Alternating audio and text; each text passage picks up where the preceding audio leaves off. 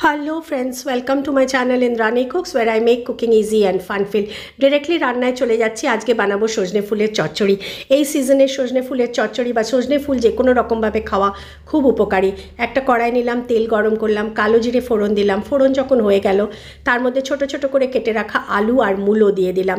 আজকে আমি আলু, মূলো আর রাঙালু দিয়ে এই চচ্চড়িটা করব। আপনারা তো সকলেই সজনে ফুলের চচ্চড়ি বা সজনে ফুল নানা রকমভাবে খেয়ে থাকেন, আমার মতো করে একবার খেয়ে দেখবেন। দিয়ে দিলাম সামান্য একটু নুন আর একটু হলুদ। নুনটা হয়তো পরে আরও আমাকে আরেকবার দিতে হতে পারে, তাও আমি অল্প নুন দিয়ে শুরু করলাম। এটা বেশ ভালো করে একটু ভাজা ভাজা করে এর মধ্যে আমি দিয়ে দেবো এবার রাঙালুগুলো। রাঙালু খুব তাড়াতাড়ি সেদ্ধ হয়ে যায়, ওই জন্য রাঙালুটা আমি একটু পরে দিলাম।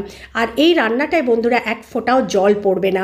এবার আমি এটা একটু ঢাকা দিয়ে রেখে দেবো, কম আঁচে ঢাকা দিয়ে রাখবো। সবজির জলেই সবজি সেদ্ধ হয়ে যাবে। আমি মিনিট 5-7 রেখেছি, মাঝখানে একবার নাড়িয়ে দিয়েছিলাম।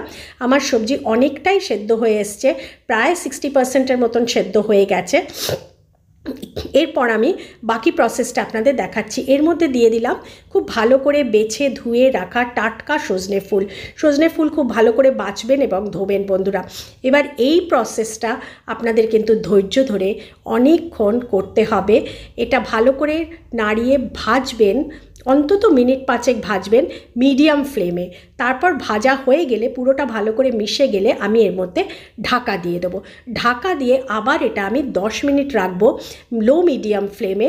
তাতে আমার সমস্ত সবজি সেদ্ধ হয়ে যাবে, সজনে ফুলের মধ্যে একটা নরম ভাব চলে আসবে। এই দেখুন হয়ে গেছে বন্ধুরা আমার এটা। এইবার এটাকে আমার ভাজা শুরু করতে হবে। এই ভাজাটাও কিছু না হলে একদম মিডিয়াম ফ্লেমে, মিডিয়াম লো বা মিডিয়াম হাই ফ্লেমও রাখতে পারেন আপনারা করে। এই ভাজাটা কিন্তু মিনিট 6-7 ভাজতে হবে। এর মধ্যে সামান্য একটু চিনি দিলাম, ইচ্ছে করলে আপনারা চিনিটা অ্যাভয়েড করতে পারেন। আর দেবো একটু লঙ্কা। চিনি একদম অল্প দেবেন, কোনো রকমভাবে যেন মিষ্টি স্বাদ না এসে যায়। এটা একটু কষ্টা কষ্টা ঝাল ঝাল খেতে হবে। লঙ্কা আপনারা আপনাদের স্বাদ মতন ইচ্ছে মতন দেবেন।